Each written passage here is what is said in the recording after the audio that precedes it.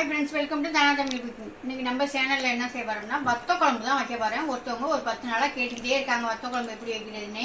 எனக்கு செஞ்சு காமிக்கவே நேரம் இல்லை. ஏதாவது சாதம் கடலை சாதம் ஏதோ ரசம் மோர் குழம்பு இப்படி வச்சு சாப்பிட்டுக்கிட்டு இருக்கிறோமா, அதனால ஒண்ணுமே நேரமே இருக்க மாட்டேங்குது. இன்னைக்கு வாங்க வத்த குழம்பு எப்படி வைக்கிறேன்னு நான் எப்படி வைக்கிறேன்னு சொல்லிட்டு வீடியோக்குள்ள போய் பார்த்துடலாம்.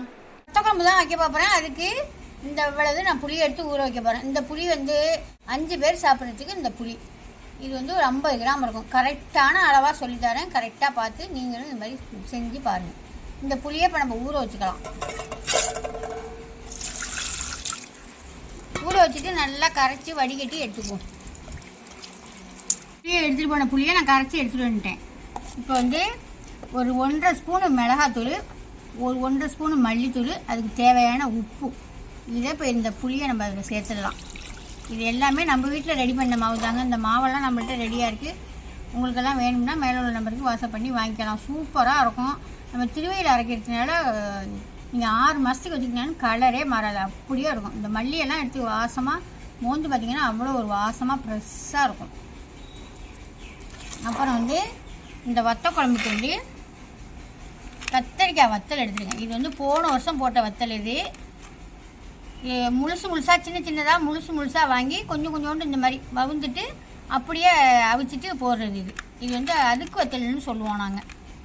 இது வந்து போன வருஷம் நான் போட்ட வத்தல். அந்த வத்தல் எப்படி இருக்கு பாருங்க, சூப்பராக இருக்கா. இந்த கொஞ்சோண்டு சுண்டைக்காய் வத்தல், ஒரு 10 சுண்டைக்காய் வத்தல் எடுத்து வச்சுருக்கேன். கொஞ்சோண்டு கத்திரிக்காய் வத்தல் எடுத்து வச்சுருக்கேன். இதை ரெண்டையும் வச்சு தான் இப்போ வத்தல் குழம்பு வைக்க போகிறேன். கைப்பிடி அளவு சின்ன வெங்காயம் உரிச்சு வச்சுருக்கேன். ஒரு பெரிய பூண்டை எடுத்து ஒரு பூண்டு உரிச்சு வச்சுருக்கேன். இப்போ வாங்க போய் வச்சிடலாம். இப்போ எல்லாம் ரெடி பண்ணிட்டேன், போய் தாளிச்சு ஊற்றிடுவோம் வாங்க. இந்த வத்த குழம்புக்கு 2 தக்காளி எடுத்துருக்கேன். இந்த தக்காளியுமே நான் இப்போ இதிலேயே கரைச்சி விட்டுருவேன். தக்காளி வந்து நீங்கள் ஒரு தக்காளி போட்டால் கூட போதும், ஆனால் நான் கொஞ்சம் கூட தான் போடுவேன். அதனால் நான் 2 இது போட்டுக்கிட்டேன். சின்னதாக தான் இருக்குது, 2 போட்டுக்கிட்டேன். தக்காளி வந்து வத்த குழம்புக்கு வந்து ரொம்ப வேண்டியதில்லை. அடுப்பு வச்சு ஒரு எண்ணெய் சட்டி வச்சுட்டு நல்லெண்ணெய் தாங்க எடுத்துக்கணும். வத்த குழம்புக்கு மெயினாக நல்லெண்ணெய் தான். சமையல்காரங்களே நல்லெண்ணெய் தான் ஊற்றுவாங்க. நம்மளும் வீட்டுக்கு செய்கிறதுனால நல்லெண்ணெயே சேர்த்துக்கலாம். அவங்க ஒவ்வொரு மாதிரி வைப்பாங்க. நான் எப்படி வைப்பனோ, நாங்கள் எப்படி வச்சு சாப்பிடுவோமோ அதே மாதிரி தான் நான் வச்சு காமிக்கிறேன். இப்போ நல்லெண்ணெய் ஊற்றி நல்லா சூடாகிடுச்சு. கொஞ்சமாக வெந்தயம் போட்டுக்குவோம்.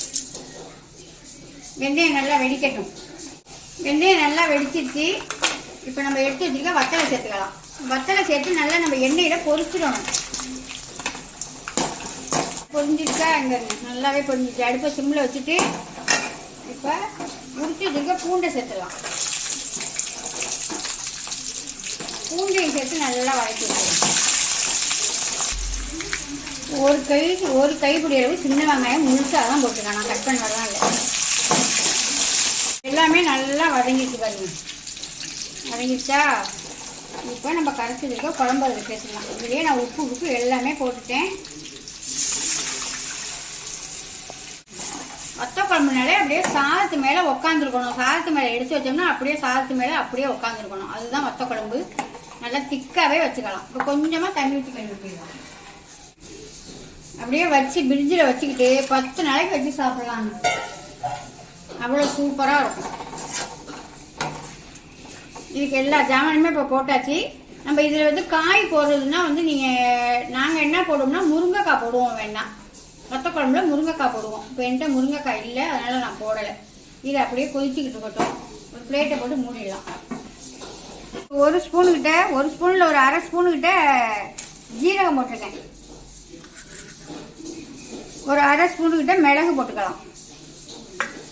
இது ரெண்டையும் நல்லா இடிச்சிட்டு நான் இறக்க செத்த நேரத்துக்கு முன்னாடி போட்டு நோண்டு வெல்லம் போட்டு இறக்குவேன். நான் போடையில் உங்களுக்கு காமிக்கிறேன்.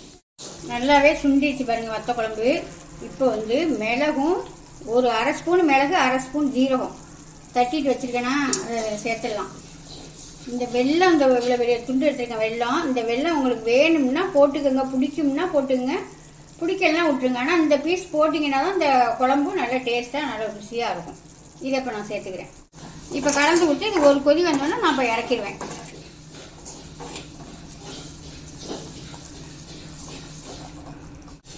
வத்த குழம்பு இப்போ ரெடி ஆயிடுச்சு. இப்போ இதை இறக்கிடலாம். இறக்கிட்டு இதுக்கு தொட்டுக்கு என்ன பண்ண போறேன்னா முளைக்கீரை தான் தோட்ட போகிறேன். முளைக்கீரை அரிஞ்சிட்டு நல்லா வடிகட்டி ஒரு வடிகட்டியில் எழுதி வச்சுருக்கேன். சுத்தமாக தண்ணி வடிஞ்சிடும். கடுகு தூள் போட்டு வதக்க வேண்டியதான். இப்போ முளைக்கிற வதக்கையிலையும் நான் காட்டுறேன். இதை இப்போ இறக்கி வேறு எண்ணத்துல மாற்றிக்கலாம். எப்படி திக்காக இருக்கு பார்த்தீங்களா? நல்லா சுட சுட சாதத்தை வடித்து கொஞ்சம் குறைவான சாதமாக இருக்கணும்.